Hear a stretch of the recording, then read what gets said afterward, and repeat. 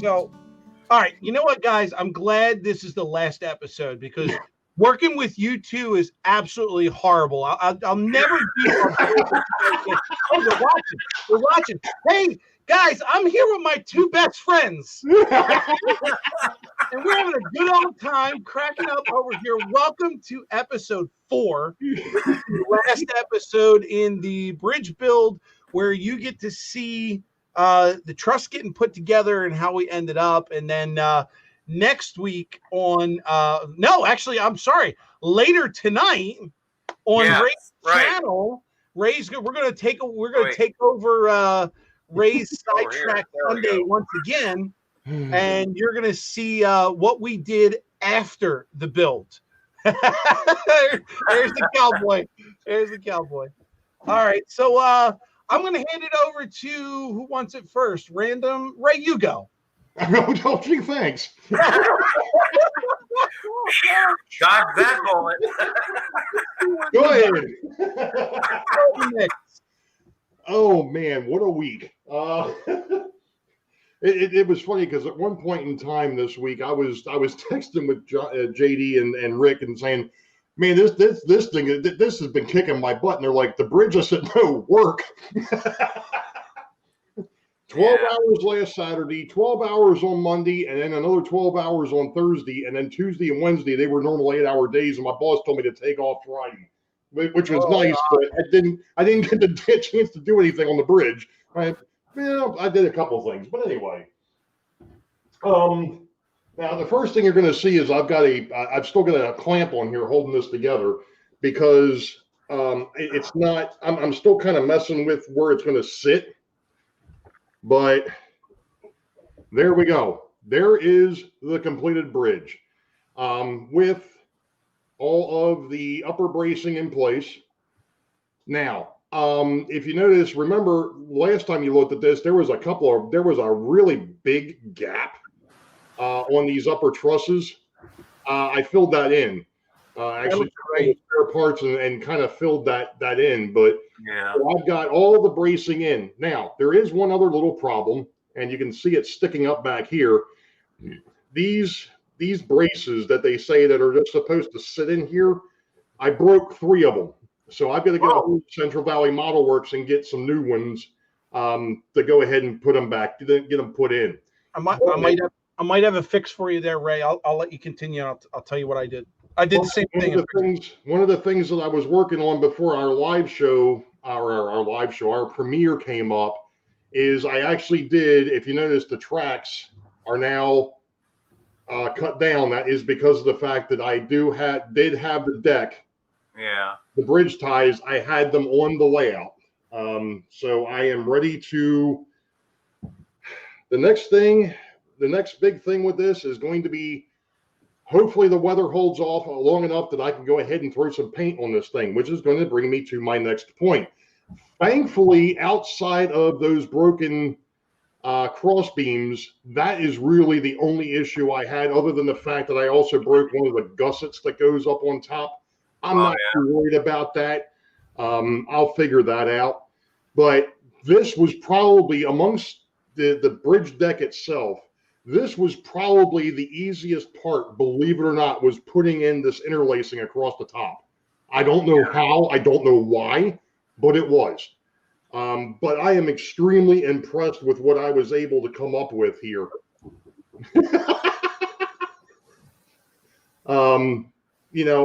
I had issues along the way. There were things that didn't quite work out, but to be honest, for an amateur builder, for something that was probably a couple of degrees above what I would normally attempt, this thing turned out to be, for me, this turned out awesome. I mean, this thing is a heck of a freaking bridge. Now, before Rick drops me back down, I wanted to touch on a couple of things that I had brought up in the past. The first one being what I was thinking about using for the actual abutments. And this is what I was talking about. These are from the old Atlas snap track these. Yeah. Yeah. I'm going to modify these and put them up underneath the bridge and actually have my scenery come up to one side and so on and so forth. These are a number 2. I've also got some number 1s, which don't have anything Yeah. to them at all. Right. Yep. But I'll see which ones work out, and then I will paint them up. Now, paint. I've come up with 3 different ideas, and those that are in the near where I live, there is a huge reservoir that was built years ago, actually back in the Maryland and Pennsylvania days. It's called the Loch Raven Reservoir. It feeds fresh water to the city of Baltimore and to Baltimore County.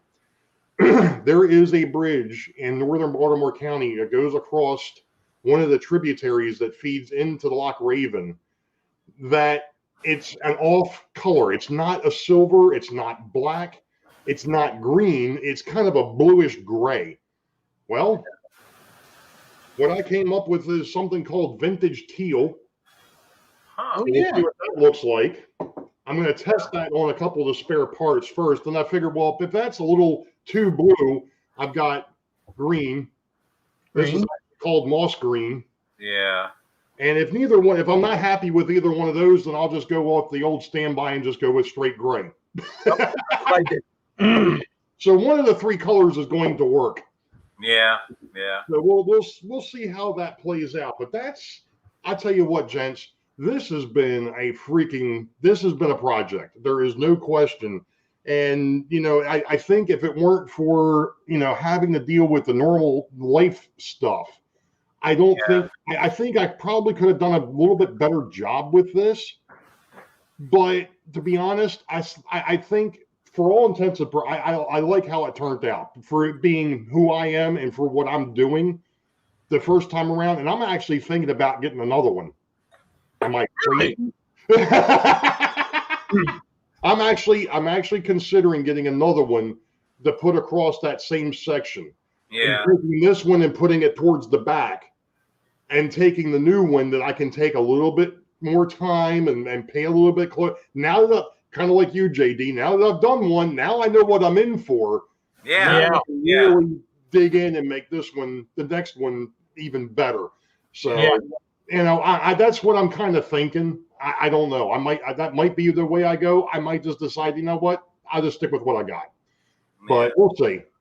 Ray, if you go that route, remind me, because the place that I bought mine from, I found their prices a little cheaper. I can't remember off the top of my head, but hit me up later and I'll share that with you. Hey, Rick, can you go ahead and expand me back up one more time? Because I want to show something else too. Okay. This is a picture of the completed bridge, my completed bridge.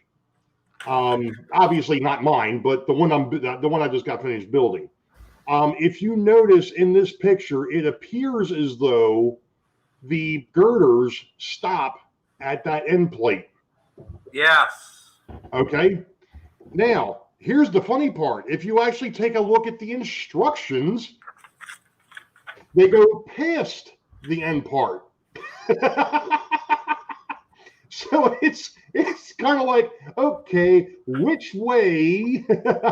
But you notice we were talking about this in the last episode. This is for the 1905 and the 1906. And I think the difference between, and they talk about it in here. I should have looked at this beforehand. Okay, there we go.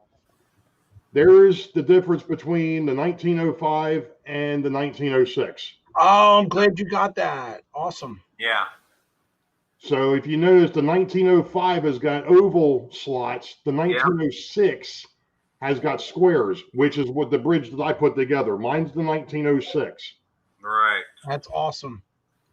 So since we were talking about that, that's where that comes from. So I got a feeling, and like I said, we talked about this last week. You can go ahead and drop me back down. Oh, wait a minute. Wait. No, it doesn't matter. The glue that I've been using. This is what I've been using. Mainly this one here. I haven't opened this up yet. This is brand new. But this here is what I was using, the liquid cement for plastic models. This is old tester stuff. I've had this for years. It works great, but and it does leave you some. It does leave you some working time too. If you mess something up, you can kind of get back in there and pry stuff off and be able to reuse it, which I had to do a few times. We know. But any rate, all right, Rick. All right, so just since we went onto glue, so what I've primarily been using. Where's that here? I showed you this stuff. This is the Model Masters, and I believe you've got that too, JD. Yes. Then when I got my my FlexiFile applicator, the Touch and Flow, that comes with this Plasti-Weld. Yeah. Where's the light? The light's going to screw me up here. This stuff actually works great. It's very fast. Like within seconds, things are like welded together and they're not moving. So this is definitely going to be my preferred choice of gluing in the future. At some point, I don't know where or when or why, but I picked up a bottle of this Plasti-Weld. Yeah. Light screwing with me here. This stuff comes with a brush inside attached to the cap. Right. This stuff stinks. Like I tried to use it, and I'm in a basement that's not like well ventilated. I do have a window above me, but right. I can't. I honestly don't think I could use this down here. It's so strong. But that's my glue. But Ray, I wanted to touch back on. You said your girders. So here's the problem that I ran into, and actually I was going to ask you about this too. So when I got to the last step in my instructions, it says, Jesus, this light. That ain't gonna work. So the last step for me is putting on the feet. Mm-hmm. Yeah. Now, you can see that end girder. It's cut right there at the top, right? Yeah. So just like yours is, right? All right. If you look at the picture on the actual front of, see how far that down? Right. Now, here's the problem I came up with, and I just wanted to check with you guys first. So I forgot that on episode 4, we were supposed to show the bridge together. I went ahead and I did an extra step. I already painted my floor assembly and my decking. Do you want me to save that for the live stream or? No, because the live stream is the actual reveal of when it's finished and on the layout. Okay. Well, I don't think mine's going to be on the layout, but it'll be around the layout. All right. Yeah. I don't have mine in the layout. All right. So here is, I'll tip you down here. All right. Here is my floor assembly. So what I did is I went ahead and painted the top deck brown, although you probably can't see it as well. But I did use the gray primer spray can, and I went gray on the bridge, and I plan on doing like a weathered dark wash on it also. Right. But the thing that I noticed, and let me put this out of the way, and I'll show you what we've actually been working on this week. Here's my truss assembly, and so it actually came together pretty nicely. This part of it wasn't hard at all. The one thing that I did figure out, the instructions said to take your floor assembly and put it down, and then put your 2 trusses together, and then start putting in the interlacing braces and gluing those. I found that to be absolutely I could not get it to stand or sit right or whatever. So actually what I did is I took one side and I put it down like this on its side, and I stood one of these interlacing braces. I think I went in the center actually, and I took this center piece, this part here, and I glued that in place. And I just used a couple of little I've got these L brackets I think I showed you in a previous video. Right, yeah. And I had them sitting there just holding that still. Once I got that one done, I moved over to the next one and then just kind of went back and forth. And I got all of those interlacing pieces standing up. And then I went and I took the spare piece, the top piece, and I laid that flat down. And then I took the part that had the interlacing pieces and I put it on top, and then lined them all up, and then came inside and put all the glue. And that's how I was able to get it together. Yeah. once that was together, I could then go and work on these top X's. And Ray, just like you, I broke one. So you'll notice on my end section here, I've only got one of them. And it just so happens that it was the same part. On the other side, the same part was actually broke on the sprue. So I did reach out to Central Valley Model Works, and they're going to send me a whole new sprue that's got both parts. So I'm just waiting for that to come in. But it just so happens that it was the same part for both sides. So I left the one on the end being the ones that I have to replace. This way I can just get in there really quickly and glue it up, and I don't have to get inside the bridge at all. The centerpieces, this is where you had your trouble, right? So I actually did break one of these also. What I did was I broke it before. So I'm not sure if you could see it for the guys at home. These are two thin pieces of plastic. Yeah, they are. And you have to break them off. And in the instructions, mine say to press fit them together. There are two little nubs that make them click together, but I glued them just to be sure. So in the process of sanding off the flash, that's how I broke mine. I snapped one of them in half. And what I did is I just took that part, and I have a set of compression tweezers, and I put the piece that was broken right between the tweezer to hold them both on each side. And then I took some of that glue and I just dropped it down in there, set it aside for a couple minutes, and sure enough, when I picked it up, it was back together. So I don't know if that might help you some if you've got something like that. Yeah, I've got a set of compression tweezers, but I don't know if I can. I had thought about just gluing them together. Period. Yeah.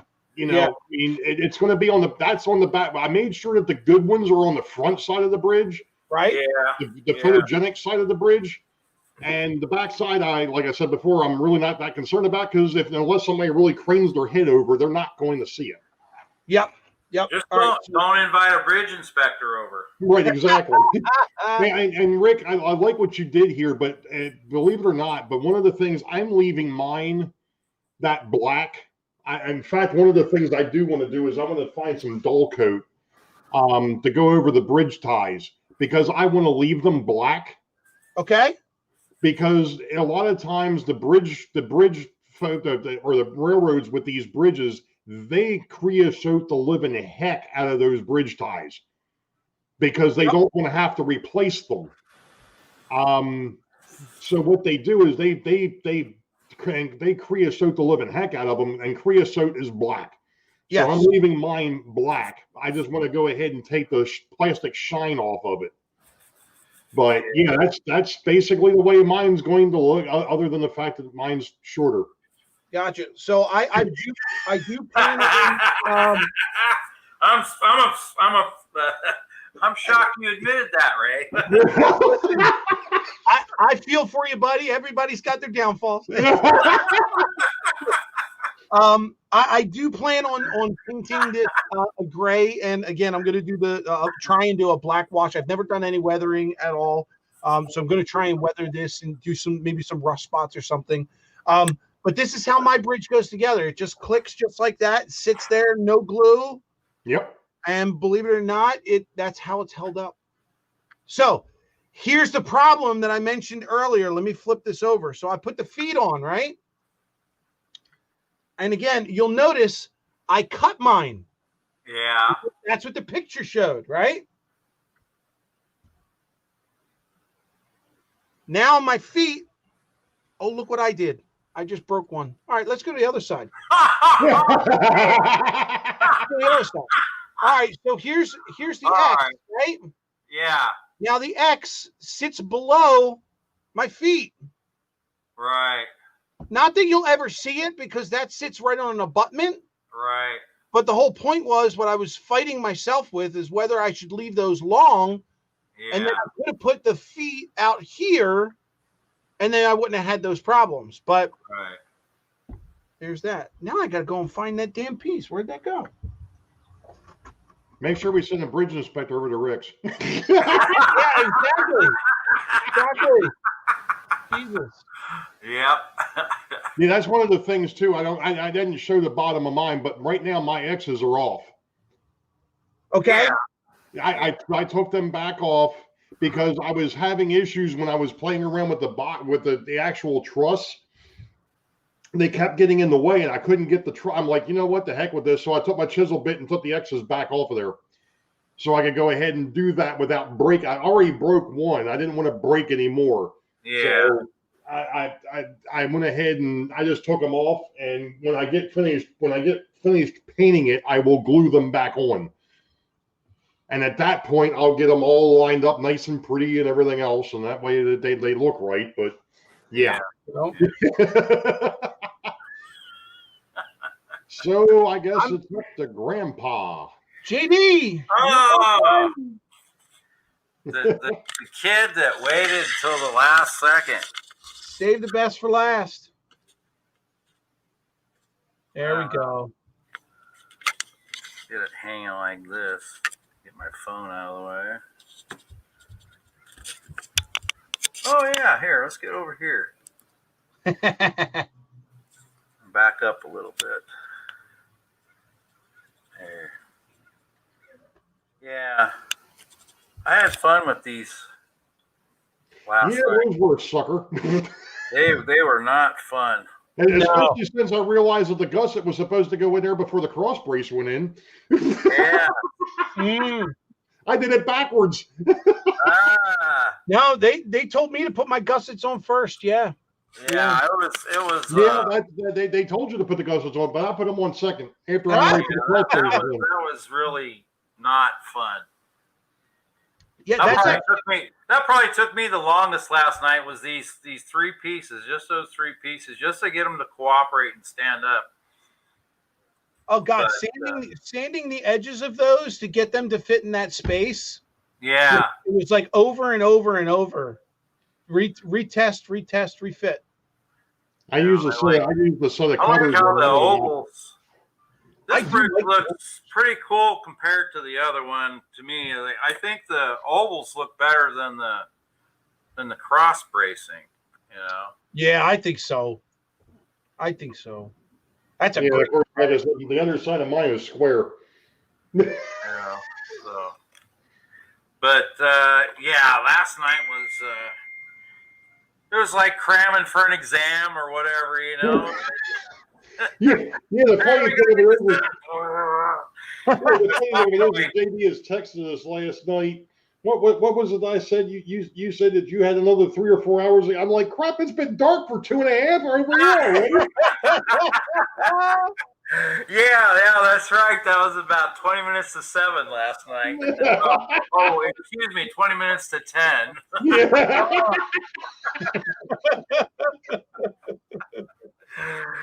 Oh yeah, that was something else.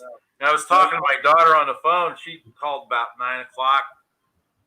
She got off of work and we were talking, and I was working on these pieces up here, and she's going, you sound frustrated. You should probably walk away from that bridge right now.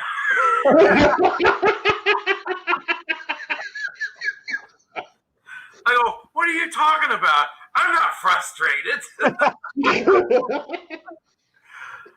But so, I tell you what, this week with the lack of sleep, trying to finish this thing on time oh man, I feel you, JD, because I was the same way.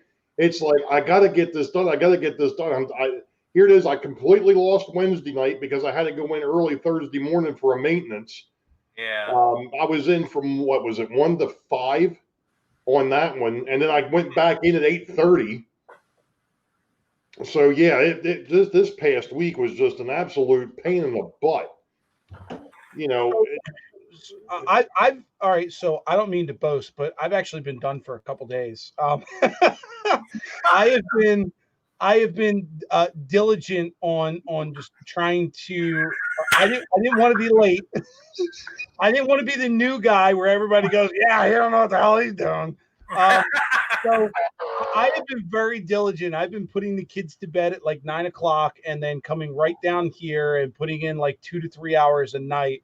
just on prepping and gluing and all that. So I have been done since I think like Wednesday. We're recording this on Sunday right after our episode 3 stream. So someone that actually asked me, off camera, one of our other community members asked me how long we spent on the bridge, actual build. And I sat and thought about it, and I'm like, for me, I have pretty much been down here in the basement at least 4 to 5 nights a week, at least 2 to 3 hours a night. So if you just go on, all right, so let's keep the math easy. 4 nights, let's say 2 hours. That's 8 hours a week times 4. That's 32 full working hours that I've put in so far on the bridge. Yeah. So just to give the viewers an idea of what it takes to build this thing. Now, if you had the time and the patience, you could probably kick this out in a weekend if you spent all weekend doing it. Right. If you didn't have any other distractions or anything like that. Yeah. I was sitting there thinking, you know what? Even though you do have the larger bridge, Rick, I was just sitting here trying to contemplate it in my head as to how much time I actually put in on this one. And I think it was probably about the same. It was probably close to 40 hours. And that's because of the fact that I had to keep going back and fixing mistakes that I made. Yeah. So, it's, and the reality of it is, here's the thing. We based this whole series off of what JD did with his first bridge, and he finished his first bridge in a month, basically. And we were like, yeah, we can do that. We can build a bridge in a month. And then we got into it. And realized this ain't going to be an easy task to get this done in a month. Well, with all life's interruptions, Right, exactly. On top of that, we all have life that we have to deal with, and there's work and there's family and there's all the other. Plus, we're trying to keep our attention in the live streams and up to date on everyone else's video. So, there were a few nights where I was down here till 2-3 o'clock in the morning, and then still had to get up at 8 o'clock in the morning to go to work. So it was definitely, sometimes it felt like I know. I got some of those late night texts, Rick. Yeah. Oh wait, it wasn't late for me. It was still like 10:30 or so. I damn sure know Ray's turning over, looking at his nightstand, going, "Damn, these guys are still talking." There were nights where I went to bed and this thing kept going off, and I would sit there and go, "All right, it's muted." I apologize, Ray. Well, I thought about that last night when I posted those pictures. The one night in the very beginning, I go to bed. I'm sitting there watching because I replaced the TV in our bedroom, which now has, it's an Amazon Fire TV. So I can go in there, I can do Netflix, YouTube, and all that. So I just sat there and just started watching YouTube at night. So that's when I was catching up on everybody's streams as I was going back at night. And so I'm laying there. I just turned off the TV. The wife comes to bed. Next thing I hear is ding, ding, ding. And she's like, who in the world is texting you at midnight? I said, it's the bridge guys. That's okay. Click. And it's funny because with JD already having built the bridge, I felt like I felt like I needed to reach out to him to make sure that I was doing the right things here. Because like we mentioned before in some of these live streams or in some of these, these things, the instructions, while they are well written, not everything is in there. There's little tiny important sections that are just not written, and it's left to your speculation of how you want to do it. But never having built a bridge or any other structure before, I wasn't sure how it was supposed to fit together, or whether it was supposed to look like that, or whether I was supposed to use my interpretation. So after I got done doing what I'm doing, I'm taking pictures on my phone going, JD, is this right? Should I have done it this way? I need your opinion. Yeah. But to be honest, that was one of the reasons why we did this to start off with. Yeah. You know, we knew that JD had the experience of building at least one of the bridges. Right. You know, you and I, Rick, we've never built one of these things before. And that was the kind of the nice thing, was the fact that when we decided to do this back in May, when we started talking about this, and in fact, folks, I don't know if we've actually really mentioned this up to this point, Grandpa actually built the bridge, I think, in June. The first one. He started right after Memorial Day and built it in the June. Yeah. So we kind of knew how long it was going to take. Yes. And that's why we've been saying all along that, you know, Grandpa Rails has got a little bit of experience because he's built one. Yes. We hadn't. So Ray and I were sitting here watching JD build his, so that we knew, like Ray said, how long it took, how to break this up into episodes, find out what tools we needed, and all that, because we literally sat here for weeks because I kept sending them pictures and stuff all the time, telling them what I was doing. And of course, the worst part of it is he sends all these text messages, and there were a few emails, but most of it was a text message. My phone dies while I'm on vacation back in August. So when I start this thing, you know, the middle of August, I'm going back looking for all the daggone tips, and I'm like, shoot, I lost them. They're gone. That's right, because you got a replacement phone. That's right. Yeah, I had to replace the phone, and because it hadn't backed up right before it died. Lost all of that stuff was gone. Oh, so you were blind. Yeah. You had instructions only. That sucks. I didn't realize that. I knew your phone died, but I didn't realize that you lost all that. Yeah, I lost 90% of what JD sent us. Oh, that sucks. So that's the reason why last episode I said that I was doing this without hitting YouTube or anything else. And just like JD said, and you just said the same thing, Rick, these instructions are great, but they leave a lot to interpretation. And I believe that interpretation is because of the fact that this is not built or designed for somebody who's never attempted something like this before. Right. You know, and which is fine. I mean, and kudos to them, like I said, I mean, because this thing is a beast. This thing, I have no qualms about running, you know, my 282 or my 210-2 across this bridge for fear it's not going to fall apart. No. I mean, it is a well-engineered and well-designed kit.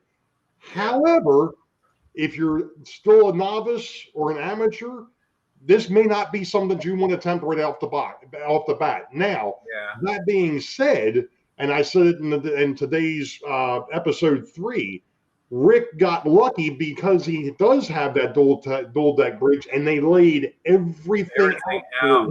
Without that, I would have been. If he would have had to do what JD and I did, he probably would have been going. Oh yeah, without a doubt, especially a bridge like that, and a dual bridge like that. Yeah. You know, I was actually thinking just the other night, I might just keep those instructions and put them in a frame and hang them in the in the train room, just to show people, like, hey, I built this and this is how. And as a piece of art, because it's well written, it's well laid out, and I can guarantee you what you build is on that template. It is exact live, it is one for one. So without that, I'm guaranteeing you the bridge would have looked like this. You know, it would have been a Picasso painting. You know, it would have been Frankenstein's monster. Yes, it would have. So I'm kind of springing this on you guys, but I sat down last night. I haven't run this by you guys last night, but I was sitting there getting ready for this, and I thought to myself, being the novice, what have I learned?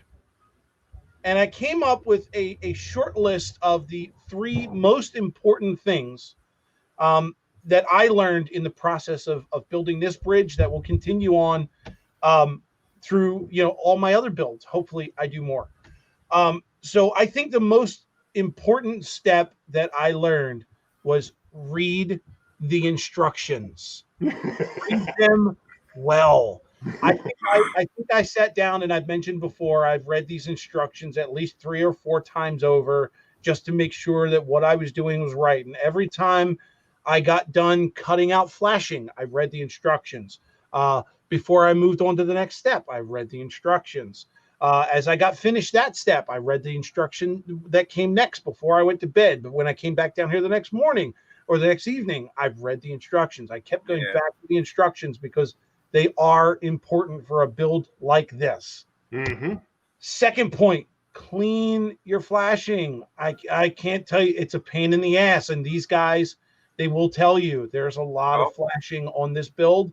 And I'm pretty sure there's going to be flashing on all your other builds. But if you want something to look good and you want it to look clean, make sure you take the time and sand off all of those pieces to make it look good. Third thing, glue. Oh my God! As a matter of fact, I think this might have been the most important part. Pick your glue that you're going to use and make sure you're familiar with it and how to use it. Because I wasn't. Again, I've never built a thing before. And I can tell you, the less glue that you can use, the better off you are. Less is more. Because when I started out and I started gluing, I'm taking a piece of plastic and I'm lathering the glue on there and I'm sticking it to the part and it's oozing out all over. Now, remember, what we're using is not necessarily a glue. It's a solvent. It melts into the next piece. So I've got parts that I'm not going to point out, but there are parts where this solvent melted together and just like oozed out plastic all over the place. So a dab will do you. The less glue you use, the better. Of course, you don't want your piece falling apart, but less is better because it leaves less of a mess and less for you to have to sand off or clean up later. But those are the 3 things that I learned. Read your instructions, clean your flashing, and use glue equivalent to what the parts you're actually gluing together. Is there anything else that you guys can think of that you could add to this list? Well, those are 3 very valid points, very important points. And I don't know. I can't think of really anything to add to that. I mean, you hit on all the bases, really. That's a good one, Ray. Patience. The only Biggest thing, especially with something like this, is patience. And there were times where that's one of the nice things with glues like this, like Rick was just talking about, these solvents. Most of the time, you put the drop on there, and within a couple of seconds, it's done. It ain't going to move. Nope.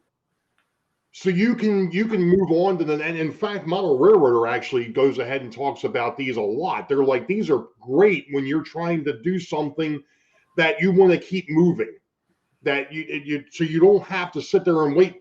What was it, the old saying, wait for the paint to dry? Well, in this case, wait for the glue to dry. This stuff dries almost instantaneously.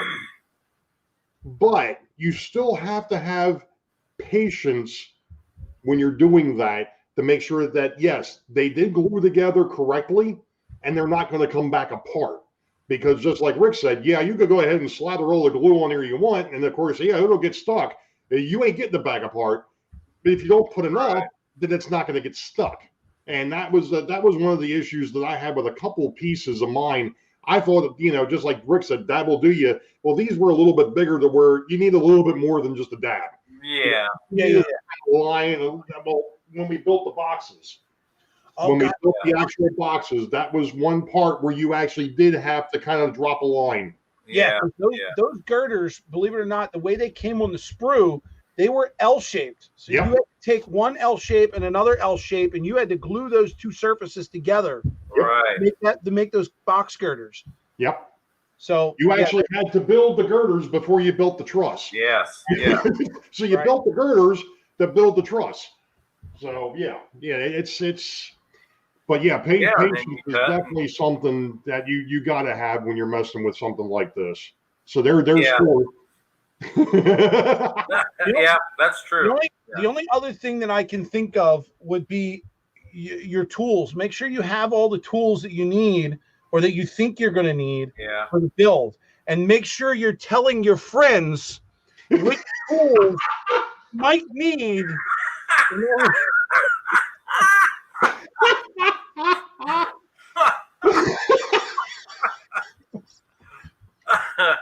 That was an afterthought, Rick. I'll let you go. But but he does bring up a good point. I mean, you go ahead you go ahead, you pull together what you think you're going to need, and then think about the things that you may not think that you're going to need, and have them readily available anyways. Like I said, that angle finder was one of those last minute things. I'm like, oh, I've got something where I can hold, and that was perfect for doing the angle cuts. Yeah, I wish I would have had those. So you know what's in my Amazon cart now, right? Yeah. I'm kind of sad that this is done, because this was a blast. I mean, working with the two of you was an absolute blast. I've thoroughly enjoyed myself with this. It's the fun. I mean, we've had so much fun, and it's great to be able to bounce off, hey, well, I'm working on this and I'm doing this, or you running into this problem or that, so we were able to bounce off of each other and help out. And this has just been awesome. It's just really been awesome. So, I don't know. Maybe we should carry on with something. Maybe we should. That wouldn't be a bad idea. I wouldn't mind doing another build with you guys. That would be awesome. Yeah. So it would be in the bridge guys, will just become the build guys. The build guys. There we go. Stay tuned for future updates on the build guys. Film at 11. Absolutely. So, Ray, for our viewers, we're getting close to 45 minutes here. So later tonight, we'll be live on your channel. Yes, sir. And hopefully between recording this and then now, we'll see some paint and some customizations, and we'll be able to show that off and either have them functioning on our layout or possibly just in the scenic. I can tell you what color I'm going to paint mine, so it'll be a total surprise. I still have to paint my girders, and I'm thinking of a couple other things that I might want to do to it. You saw something when I showed it to you, but I didn't mention it. But I'll bring that up later on the live show. But this, Ray, like you mentioned, this was a great build. I appreciate you guys and all your advice, and everybody in the community that has done all of your builds that I have watched. To be a success, and I am proud of this bridge. I'm proud of my efforts, and I have all of you to thank for that. Yeah, absolutely. I mean, I have to echo those sentiments from Rick. Being a part of this community for the last, almost 6 years, and watching other folks do their builds. Vinny is one of the ones that comes to mind. There's a few others, and their builds, and learning and watching them, and then turning around and doing this with these two. Again, going back a month ago, who would have thought of bringing the three of us together to go ahead and do something like this? Yeah. But it has been an absolute blast, and the community is still teaching us things as we're moving along. Just like you were just doing a little bit ago in episode 3 with, having us go up there solo so that they could see the detail that we were working on instead of just doing the three panes here. Yeah. We're all still learning StreamYard. It seems like StreamYard is getting more and more of a following. They are. They're enhancing things a whole lot more too. They've really stepped up. Yeah. But this has been a blast, and I'm really looking forward to Strasbourg in 2021.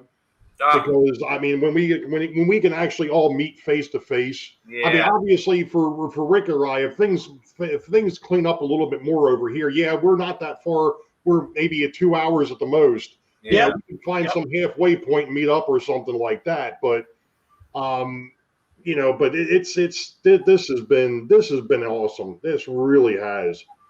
And thank you to the community, and thank you to Grandpa and Rick for joining in on this adventure. And You know, who knows what the future holds? There might be some more stuff coming. That would be great. There is, you know, I think we can push Ray aside a little bit, and there might be an extra spot down there to get maybe a fourth horseman in here. Yeah, we go from the three amigos to the four horsemen. Hey, Wow, could the community handle four of us? right. I can handle the two of you. Let's see. Ooh, wow, did you hear that, Ray? He said he couldn't handle both of us. Oh, jeez. All right, guys. Well, I think we're gonna wrap up episode 4 here and say thank you to all you guys, and we really appreciate all your talk and the live chats and all that. And stay tuned. Who knows what's coming next? Well, Ray's coming next in a couple hours because we're gonna take his live stream. So we'll see all you guys there because you'll see us there. That's so take care. Thanks again, guys. See you later. Thanks, everybody.